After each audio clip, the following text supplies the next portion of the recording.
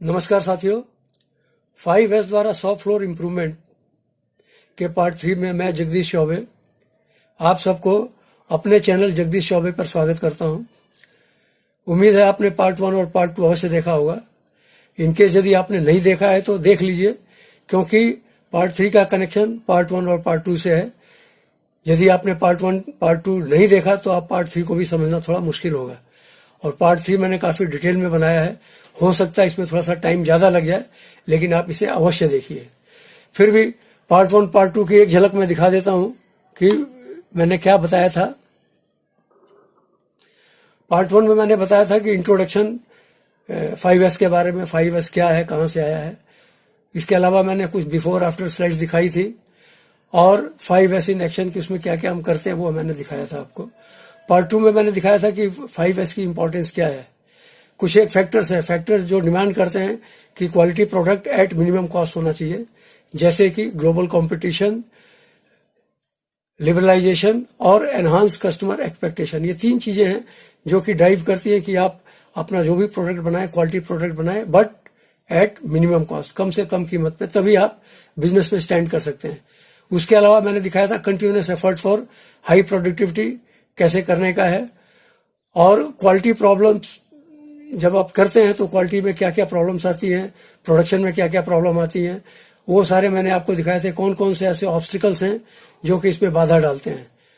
और उसके अलावा इन बाधाओं को मैंने वेस्टेज में बताया था कि ये वेस्टेज है, बेसिकली इनका आपके वैल्यू एडिशन से कोई इसका यूज नहीं है, इसीलिए उसे डस्टबिन में फेंक दिया जाता है। तो ये मैंने ब्रीफ में आपको पार्ट 1 और पार्ट 2 के बारे में बताया। तो ज्यादा टाइम नहीं लेते हुए चलिए मैं पार्ट 3 शुरू करता हूं।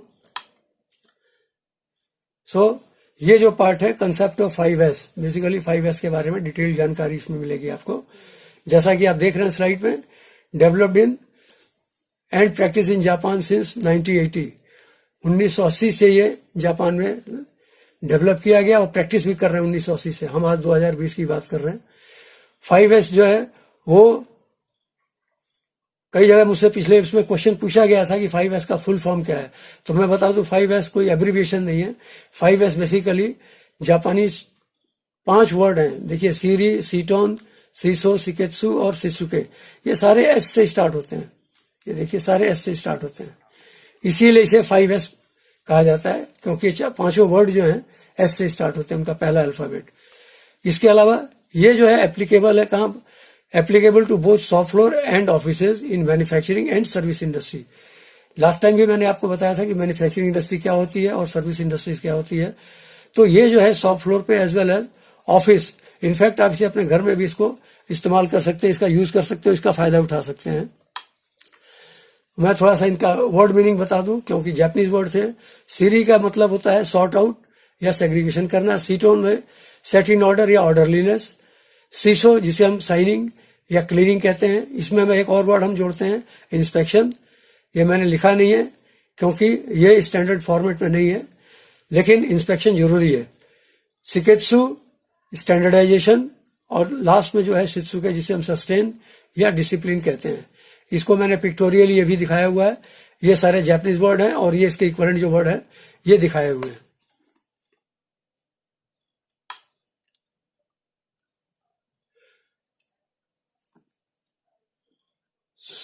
पहला जो एस था जो मैंने आपको बताया था वो है सॉर्ट आउट, सीरीज जिसको कहते हैं जापानीज में। इसमें लिखा हुआ है नेसेसरी है, नेसेसरी आपको आप अलग कर दीजिए। एलिमिनेट, पहले आप तो उसको जो आपको चाहिए जो नहीं चाहिए उसको अलग कीजिए, उसको बाद जो अननेसेसरी है उसको आप अलग कर दीजिए। जैसे कूड़े का ढेर दिख रहा है यहाँ पे, जो आपको नजर आता है इसमें आपके काम की चीज है उसको आप रख लीजिए, जो काम की चीज नहीं है उसको अलग कर दीजिए। सो एक्टिविटी क्या करनी होती है? सॉर्ट आउट करना पड़ता है वेरियस आइटम और parts. Identify what you need and discard what is unnecessary. उसको आइडेंटिफाई किए जो आपको चाहिए, और जो नहीं चाहिए उसको आप एक तरफ कर दिए। ये देखिए सारा कुछ पड़ा हुआ है। इससे पहले मैंने आपको स्क्रैप यार्ड का भी सीन दिखाए थे। तो इसका सक्सेस इंडिकेटर क्या है? इसका सक्सेस, सबसे बड़ा सक्सेस इंडिकेटर है कि आपको एरिया या परसेंटेज ऑफ स्पेस सेव्ड, करीब करीब 10% के आसपास की सेविंग तो मिनिमम हो ही जाती है, जैसे कि आपने पिछली स्लाइड्स में भी देखा था। दूसरा एस है सीटोन, जिसे हम कहते हैं सेट इन ऑर्डर।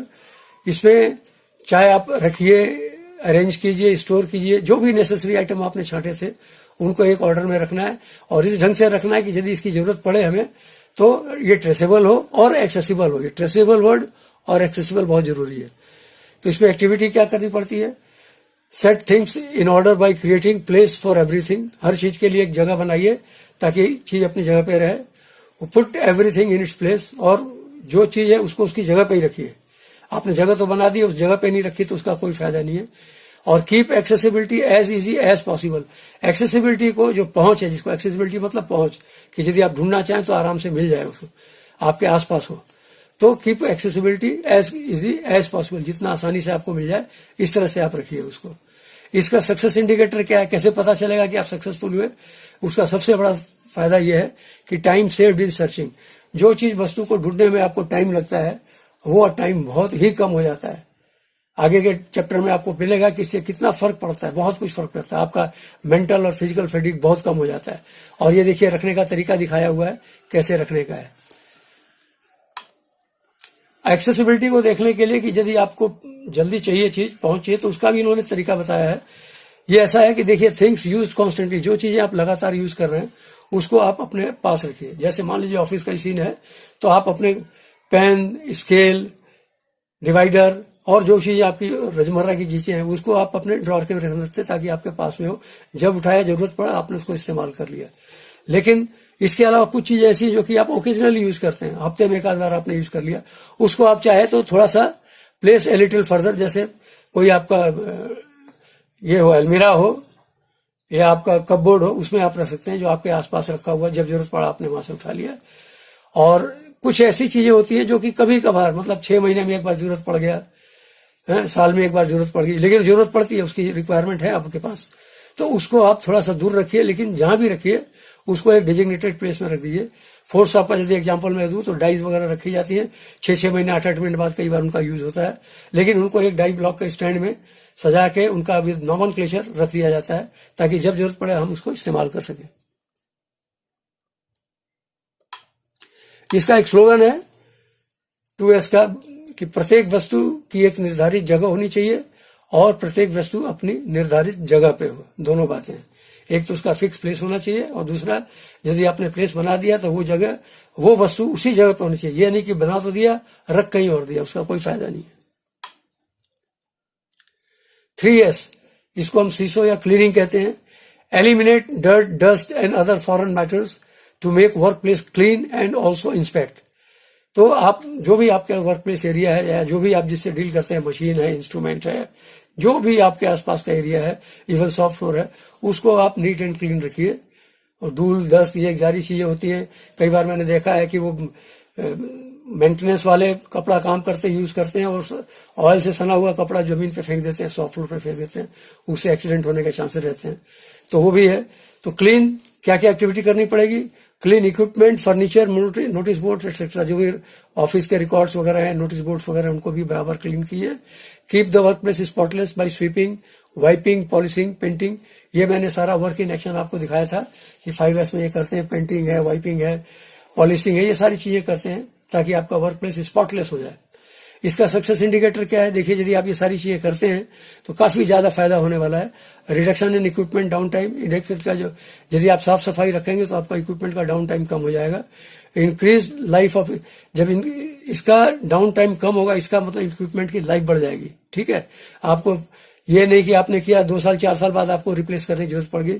तो इस तरह से आप देखिएगा कि रेगुलर कॉस्ट वगैरह भी आपके कम हो जाते हैं। Reduction in number of accidents, यदि आपका सॉफ्ट फ्लोर साफ है, सारी चीजें साफ है, मशीन साफ है, तो एक्सीडेंट होने के चांस कम होते हैं। Reduction in rejection and rework, यदि आपने सफाई रखी है, और मैंने जो वर्ड यूज किया था इंस्पेक्शन, कि जो भी चीज आप साफ कीजिए, चाहे आपका इंस्ट्रूमेंट हो, चाहे मशीन हो, चाहे कुछ हो, एक बार देख लीजिए कि वर्किंग ऑर्डर में है कि नहीं है। अदरवाइज आपने तो इंस्ट्रूमेंट निकाला, वर्नियर निकाला, सब साफ सुथरा बढ़िया जगह पर रखा हुआ है, लेकिन जब आप उसको यूज करने लगे तो पता चला कि वर्नियर की नोक टूटी हुई है, क्या फायदा हुआ? इसीलिए जो भी चीज आप साफ सुथरा करके व्यवस्थित ढंग से रखें, उसको एक बार इंस्पेक्ट जरूर कर लीजिए कि वर्किंग ऑर्डर में है कि नहीं है।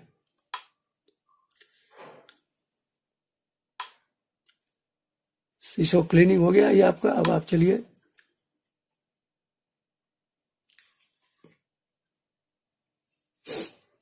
इसी में मैंने आपको दिखाया है, ये मैंने थोड़ा सा कोरिलेट किया है कि ये देखिए जो पहले की जो स्लाइड थी जो मैंने वेस्टेज का दिखाया था, operator, quality problem, shortage, machine breakdown, power, यदि आप इसके सक्सेस इंडिकेटर देखिए 3S के, तो reduction in equipment down time, इससे क्या फायदा होगा आपको? Overall increase production, low maintenance cost, increase life of the equipment, ये मैंने आपको पिछली स्लाइड में भी दिखाया इसी में ही।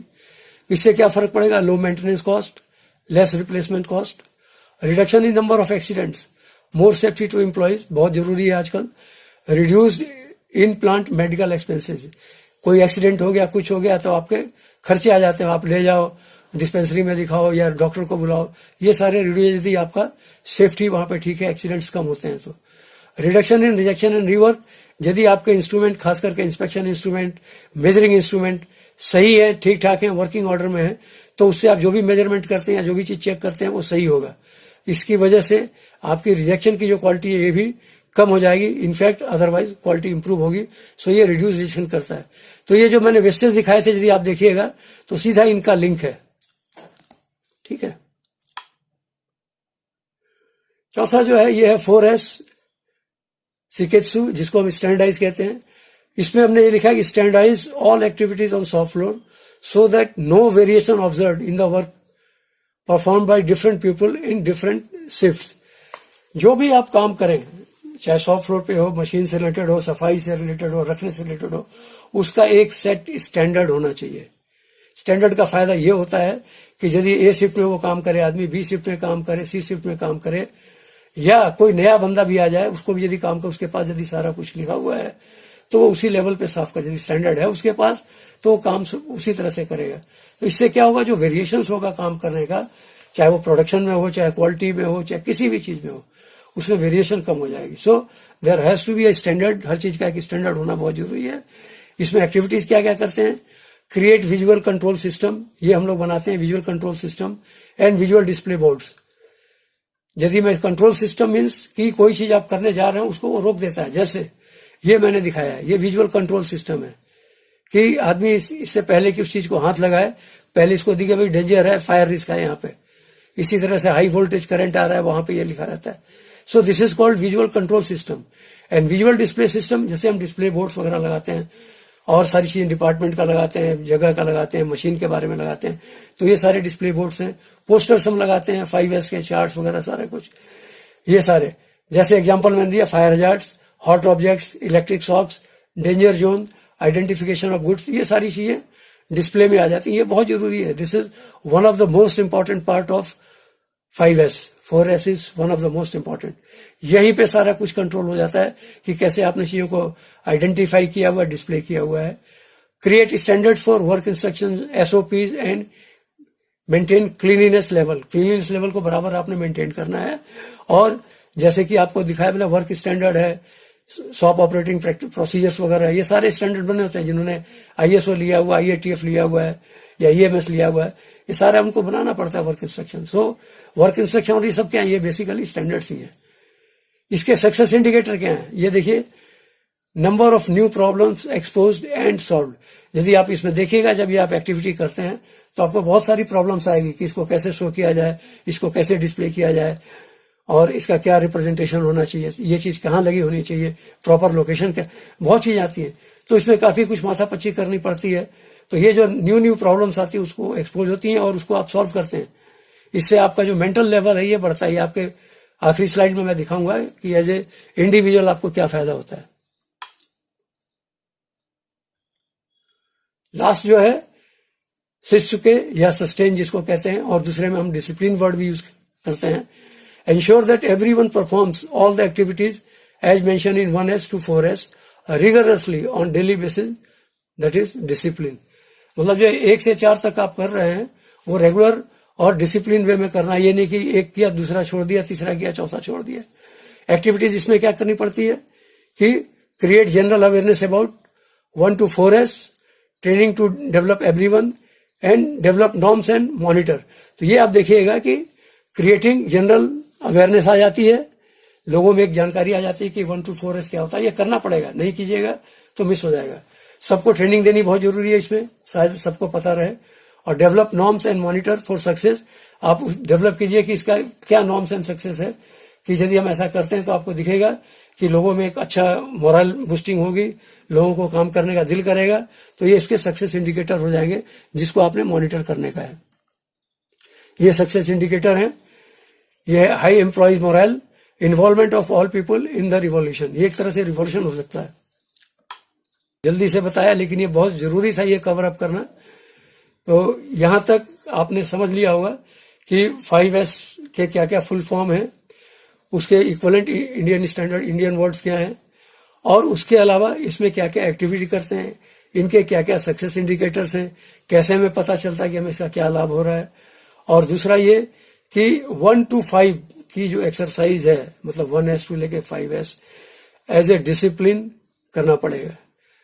हम जनरली डिसिप्लिन को डिफाइन करते हैं कि जो आदमी टाइम पर आता है, टाइम पर लंच करता है, टाइम पर जाता है और अपने बॉस का कहना मानता है, ठीक है, उसके हिसाब से काम करता है, जो उसके पास प्रोडक्शन के डिटेल होते हैं उसके अकॉर्डिंगली काम करता है, प्रोडक्टिविटी देता है, क्वालिटी में बहुत बंदा डिसिप्लिन है या बहुत डिसिप्लिन है।